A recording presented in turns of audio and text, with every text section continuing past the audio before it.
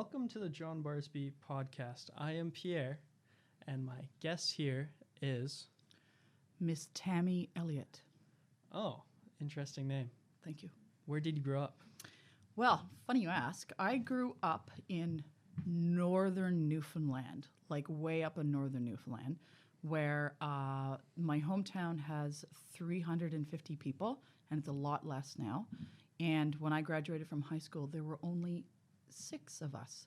So I was the valedictorian in my high school, and the competition was tough. All 6 of us were grappling for that. So yeah, northern Newfoundland and a very small town. My grandparents were both fishermen, and my mom has her gun license.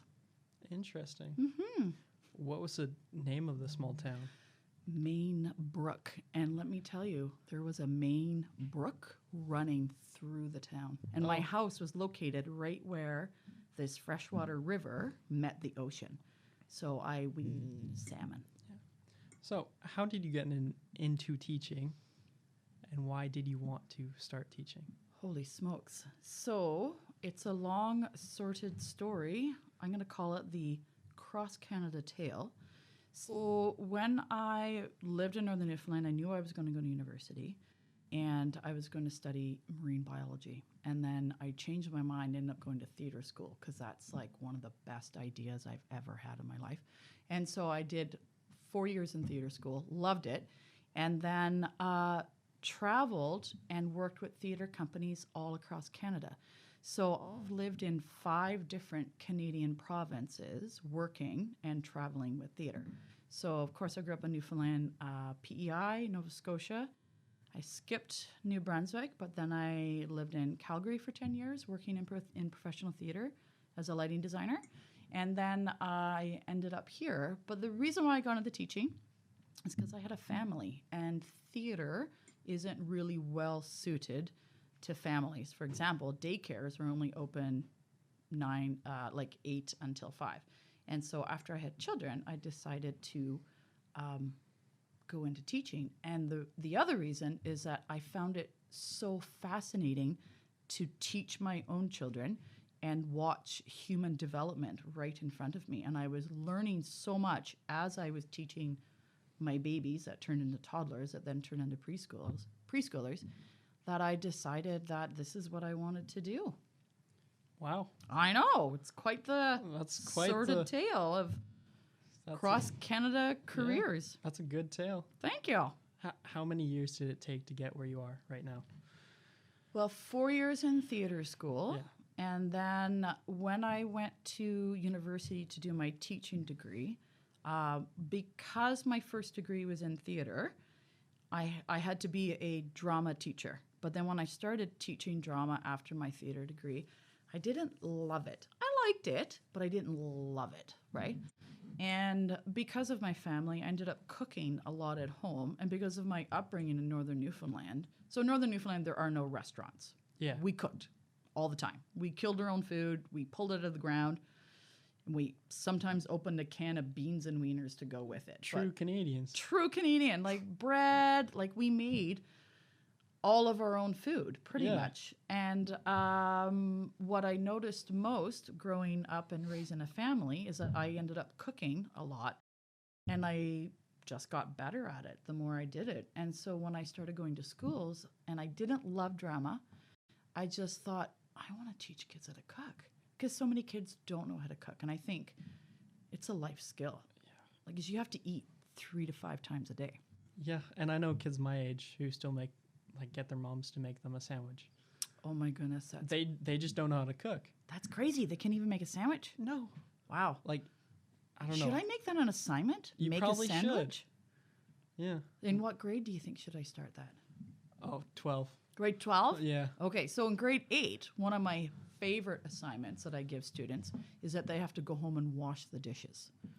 And their parents have to sign off on it and make a comment. And all the comments I get back crack me up. It's like parents are writing, best assignment ever, please assign again. I had no idea my kid could do this. This is the best course ever. So anyway, I have to toot my own horn. But what I do, foods is one of those subjects where what we do in the class has an immediate effect in the home. So I have kids walking away with a recipe for frittata, and they say, Ms. Elliot, I can't wait to go home and make this for my family for dinner. So I don't know of any other subject in which that happens. I mean, I don't know about you, but do you go home and go, I can't wait to go home and practice this algebra. Like, it's in No. my core. I can't wait to. I have never thought of that whatsoever at all. I didn't Never. think so. Most people don't. Yeah. So I just get to be. I get to be that kid I get to be that teacher that inspires kids Yeah. to cook. Now, having said that, not all kids like cooking. And if they don't, it's kind of miserable. Well, it's kind of nice cooking. Like, you can just cook your own thing and Totally. you don't even have to follow a recipe. Okay, so let's slow down a little bit. No, you don't get to cook your thing. You get to cook what I tell you to cook. Yeah. I know, but I mean at So- home. At home. Yeah, at yes, home, yeah. Yes, at Yeah. home you get to cook your own Yeah. thing. And then one of the things I teach is variations on Yeah. recipes, right? And then you could go home and cook your own thing. Yeah. But sometimes in senior foods, mostly, I let them cook their own thing. So I give them parameters. So I'll give them like 3 ingredients, and I go, you make a recipe with these 3 ingredients in it. Interesting. Yeah, so then they get to cook their own Yeah. thing. Yeah. Miss Elliot, Yes. I've heard some things about you at Barsby. Hmm. I heard that you're doing this club called the Zero Waste Club. Hmm. What is that? Well, it's not as zero waste as I would like it to be. So Yeah. let's call it a 50% waste right now okay. because it's a bit of a rough road. And so lots of enthusiasm in the club. I Yeah. have club members working right now as we speak on some Yeah. signage. COVID has been very hard on zero waste because there's a lot more disposable things kicking around. Yeah. For example, you used to be able to bring a travel mug into Starbucks Yeah. and get them to fill your mug. They won't do that anymore. Yeah. And then there's a lot of masks, disposable masks being thrown in the garbage. So it's been, and then we just found out last week that we can no longer compost paper towel, which is challenging. That's a tough pill to swallow. Yeah. I composted it last night. I know. Whoa. So, The company that picks up our waste, they sent a note to the school saying that they can no Yeah. longer compost paper towel. So the whole zero waste thing is becoming more and more challenging, yeah. which just makes me more and more stubborn. Do you know if they're doing anything like this at other schools? Oh, that's a really good question. I do know that I am working with a lady at the district level. Her name is Shelley Gavoyich. Yeah. And we have funding from the RDN, or what does RDN stand for? I have no idea. The Nanaimo district. It's like the city of Nanaimo, but outside of Nanaimo. So and I get a fair amount of funding for that. Yeah. So if you want to do something, if any teacher, any class wants to do something related to zero waste, I've got money. So I had money to buy bins. All the compost bins are in classrooms. It came from that fund.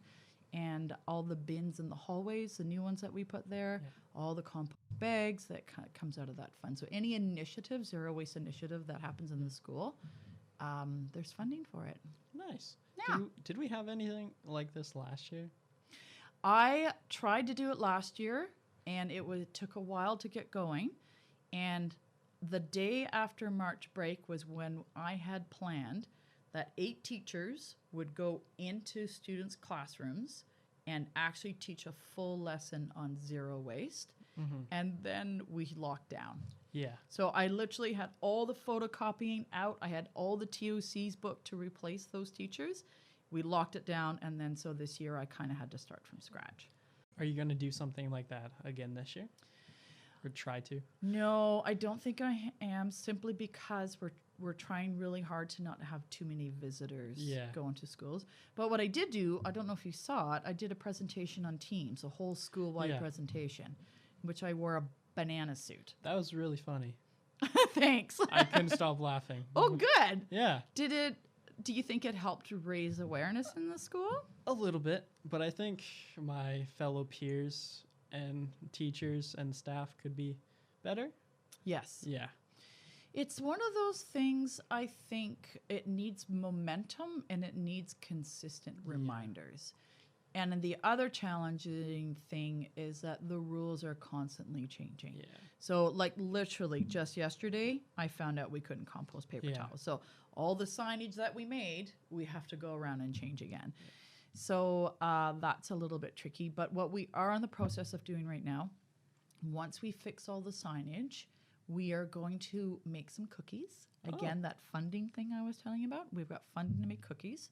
So we're going to make cookies, and what we're going to do is we're going to wait for somebody to compost or recycle properly, and then we're going to reward them with a cookie. That's a good idea. Because the way to reinforce behavior is to reward behavior. And it actually takes 30 days to change a habit. Did you know that? I did not know that. It takes 30 days to change a habit. So if you have a bad habit that you want to change, it's going to take 30 days so that the new normal will take 30 days in order to make happen. Holy. I know. Yeah. Yeah. Right now, how has the Zero Waste Club improved the quality of John Barsby? Or has it at all yet?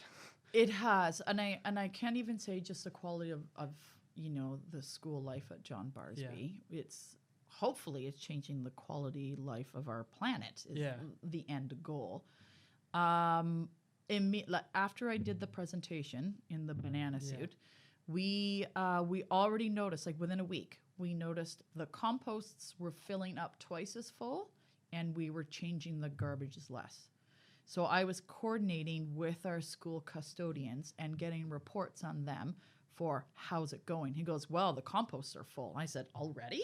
He's like, yeah, you better call someone. So the composts are now filling up and there's less in the garbage. So that's already, when you think of that flip, that's 50% more. Yeah. We used to only change the composts once every 2 weeks, and now we're doing it twice a week.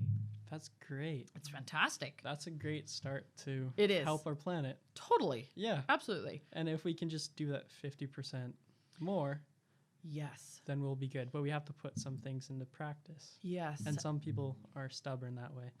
Well, and some people are stubborn, but it's also really challenging. Like yogurt cups, for example, right? Like you can recycle a yogurt cup if it's clean.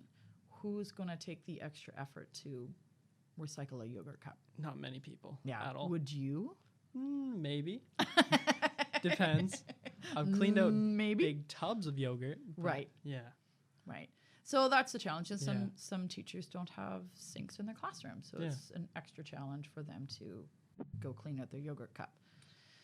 Anyway, we're trying. We're trying real hard. I think that's the best we can do right now. Yes. And so, again, more education, I think, is key in order to raise more awareness about it. And so our club needs to get out there again. I think the cookie thing will raise awareness again.